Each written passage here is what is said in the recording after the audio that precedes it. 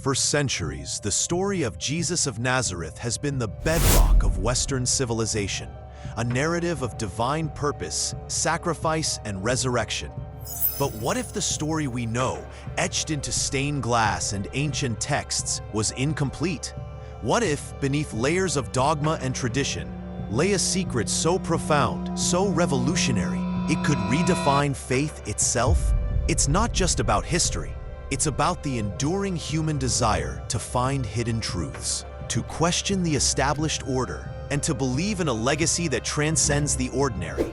Imagine a world where the most sacred figures are not just spiritual symbols, but flesh and blood, with earthly desires, families, and a lineage that stretches through time. This tantalizing premise captivated millions, sparking a conspiracy theory that would eventually sweep from obscure French villages to the highest echelons of Hollywood. It is a story of whispers, forged documents, and the potent power of a narrative that refuses to die. Our journey into this labyrinth of secrets begins in the quiet, sun-drenched region of Rennes-le-Château in southern France in the late 19th century. Here, a humble priest named Bérenger Saunière supposedly discovered something extraordinary within his dilapidated church. Tales of his sudden, inexplicable wealth and cryptic renovations fueled local legends for decades. But it was not until the mid-20th century that these local curiosities would be woven into something far grander, far more audacious. Enter Pierre Plantard, a man with a penchant for self-aggrandizement and a talent for fabrication. Plantard began to circulate documents in the 1950s and 60s.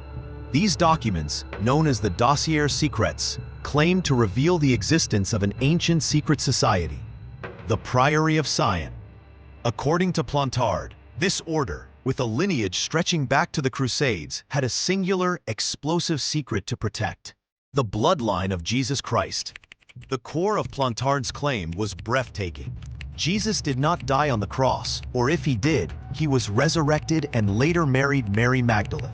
Together, they had children, and their descendants, the Sangreal, or royal blood, eventually intermarried with European nobility, specifically the Merovingian kings of France.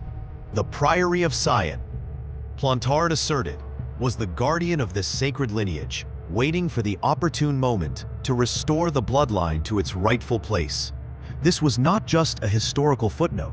It was a direct challenge to millennia of Christian doctrine. It offered an alternative narrative where Mary Magdalene was not merely a repentant sinner, but a pivotal figure, perhaps even an apostle, whose true role had been suppressed.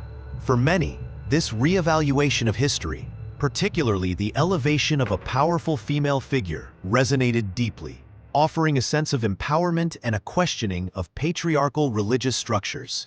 The idea that a hidden truth, a more human truth, lay just beneath the surface of accepted history was incredibly compelling. The conspiracy gained significant traction in the early 1980s with the publication of Holy Blood, Holy Grail by Michael Bagent, Richard Lee, and Henry Lincoln. This book, a meticulously researched, though ultimately flawed, exploration of the Rennes-le-Château mystery and the Priory of Sion, presented Plantard's claims as serious historical possibilities.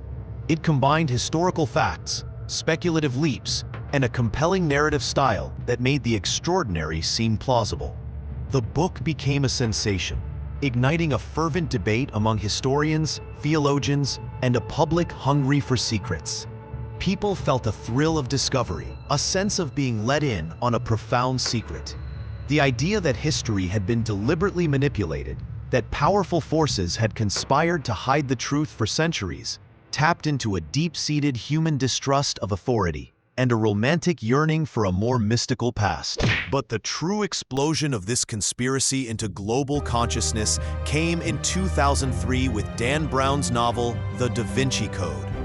Brown took the core elements of Holy Blood, Holy Grail, the Priory of Sion, the Jesus Bloodline, Mary Magdalene as a central figure, and cryptic clues hidden in art, and wove them into a fast-paced, thrilling mystery. The novel sold tens of millions of copies worldwide, becoming one of the best-selling books of all time. It was then adapted into a blockbuster film starring Tom Hanks, cementing its place in popular culture.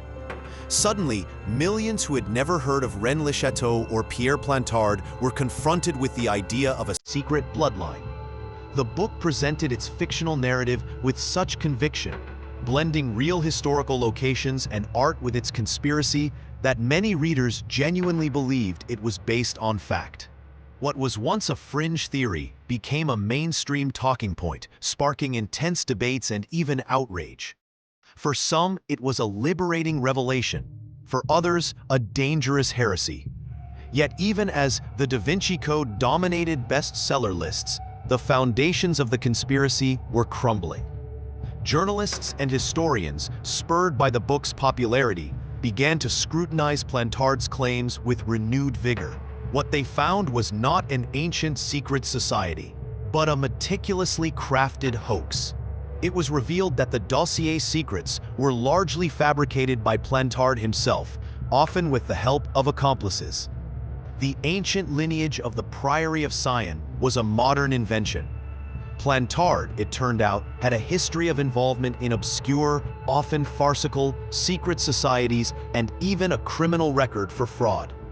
In 1993, under oath in a French court, Plantard admitted that the entire Priory of Sion story was a fabrication, a myth he had created. The grand secret, the hidden truth, was nothing more than an elaborate lie. The debunking was swift and decisive for those willing to look at the evidence. The emotional truth for many who had invested belief in the bloodline theory was one of profound disappointment, even betrayal. The thrill of uncovering a secret gave way to the bitter taste of being misled. Yet for others, the allure of the story remained too strong to simply dismiss. The narrative had taken on a life of its own, transcending its fraudulent origins. Today, the Jesus Bloodline Conspiracy, though thoroughly debunked by historians, continues to fascinate. Its journey from a local legend, through the machinations of a con artist, into a best-selling book and Hollywood movie, is a testament to the enduring power of storytelling. It highlights our collective yearning for meaning, for a narrative that explains the inexplicable, and for the thrill of believing that there is always more to the story than meets the eye. The conspiracy may have been a hoax, but the questions it raised about history, faith, and the role of powerful women like Mary Magdalene continue to resonate. It reminds us that sometimes the most compelling stories are not always the truest, but they speak to a deeper human need. The desire to believe in something extraordinary, even if that something is a carefully constructed illusion. And in that desire, perhaps, lies a truth all its own.